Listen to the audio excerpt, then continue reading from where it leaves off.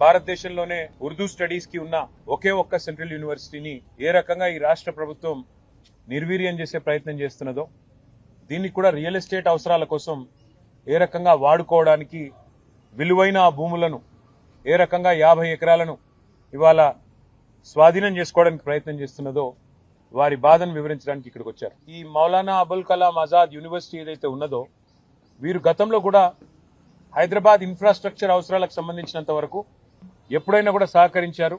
ఎప్పుడైనా కూడా ముందుకొచ్చి హైదరాబాద్ ముందుకు పోతుంది అంటే మాత్రం వారు కూడా మనకు అండగా నిలిచారు. బీఆర్ఎస్ గవర్నమెంట్ వచ్చిన తర్వాత ఆ ఖాజాగూడ చెరువు నుంచి యువతల గచ్చిబౌలి టు అటు నానక్రామ్ కూడా ఒక లింక్ రోడ్ తీయడానికి ల్యాండ్ అడిగితే 7 ఎకరాల స్థలం అప్పుడు కూడా యూనివర్సిటీ ల్యాండ్ అప్పుడు కూడా వాళ్ళు సహకరించారు. అప్పుడు కూడా వారి యూనివర్సిటీ కాంపౌండ్ వాళ్ళు కూడా వెనక్కి జరుపుకొని వారు మనకు రహదారి ఏర్పాటు చేయడానికి అవకాశం ఇచ్చారు. అంటే ఎందుకు చెప్తా ఉన్నానంటే, హైదరాబాద్ నగర విస్తరణకు, హైదరాబాద్ ప్రజల అవసరాలకి, హైదరాబాద్ పురోగమనానికి ఎన్నడూ కూడా యూనివర్సిటీ వ్యతిరేకించలేదు. కానీ ఈ రోజు యూనివర్సిటీ పిల్లలందరూ కూడా ఇక్కడ ఎందుకు వచ్చారు అంటే, అసలు సెంట్రల్ యూనివర్సిటీ వచ్చిందే హైదరాబాద్కి తెలంగాణ మొదటి దశ పోరాటం తర్వాత ఇక్కడి విద్యార్థులకు, ఇక్కడి ప్రజలకు ఇచ్చిన హామీల్లో భాగంగా హైదరాబాద్ సెంట్రల్ యూనివర్సిటీని ఏర్పాటు చేశారు. ఆ తర్వాత క్రమంలో మరొక సెంట్రల్ యూనివర్సిటీ మరి అబుల్ కలాం గారి పేరు మీద పెట్టిన మను కూడా పెట్టారు.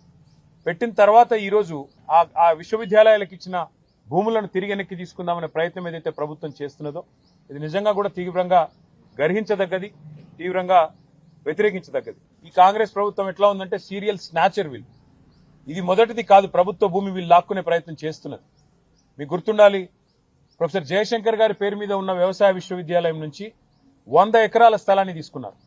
అక్కడ విద్యార్థులు మొత్తం పోరాటం చేసినా, ఆందోళన చేసినా, వారి ఉద్యమాన్ని అణిచివేసి 100 ఎకరాలు తీసుకొని అక్కడ హైకోర్టు కడతామని చెప్పి ప్రభుత్వం వారు ఆనాడు కూడా స్వాధీనం చేసుకున్నారు. రాష్ట్రంలో ఎక్కడా భూమి లేదన్నట్టు విశ్వవిద్యాలయం మీద బడి ఆ ల్యాండ్ గుంజుకున్నారు. ఆ తర్వాత హైదరాబాద్ సెంట్రల్ యూనివర్సిటీలో కూడా ఇదే రకమైన రియల్ ఎస్టేట్ దందా, ఇదే రకమైన రియల్ ఎస్టేట్ వ్యాపారం అక్కడ కూడా చేసే ప్రయత్నం చేసి 400 ఎకరాలు అక్కడ మరి యూనివర్సిటీ భూమిని కూడా తీసుకునే ప్రయత్నం చేస్తే, చివరికి సుప్రీంకోర్టు చీఫ్ జస్టిస్ ఆయన స్వయంగా బిఆర్ గవాయి గారు, ఆయన గ్రీన్ బెంచ్ కూడా ఆయనే చూస్తారు కాబట్టి సువమోటోగా ఆయన తీసుకొని ఆదేశాలు ఇచ్చేదాకా వీళ్ళు ఇక్కడ రాష్ట్ర ప్రభుత్వం పట్టించుకోలేదు, కేంద్ర ప్రభుత్వం కూడా పట్టించుకోలేదు. సెంట్రల్ యూనివర్సిటీ భూమి అయినప్పటికీ కేంద్రము స్పందించలేదు. ఇక్కడ రాష్ట్రం అయితే ఒక రియల్ ఎస్టేట్ బ్రోకర్ చేతిలో ఉంది కాబట్టి రాష్ట్రం ఎట్లాగూ వాళ్లే హరాస్మెంట్ చేస్తున్నారు కాబట్టి వాళ్ళు స్వయంగా పట్టించుకోలేదు. సుప్రీంకోర్టు ఇన్వాల్వ్ అయ్యి ఒక సెంట్రల్ ఎంపవర్డ్ కమిటీని వేసిన తర్వాత ఆ కమిటీ చెప్పింది స్పష్టంగా 10,000 కోట్ల కుంభకోణం ఇందులో జరిగింది, దీన్ని విచారించండి అని కేంద్ర ప్రభుత్వానికి సిఫారసు చేసింది central empowered committee. Appoint special investigation team అని చెప్పింది.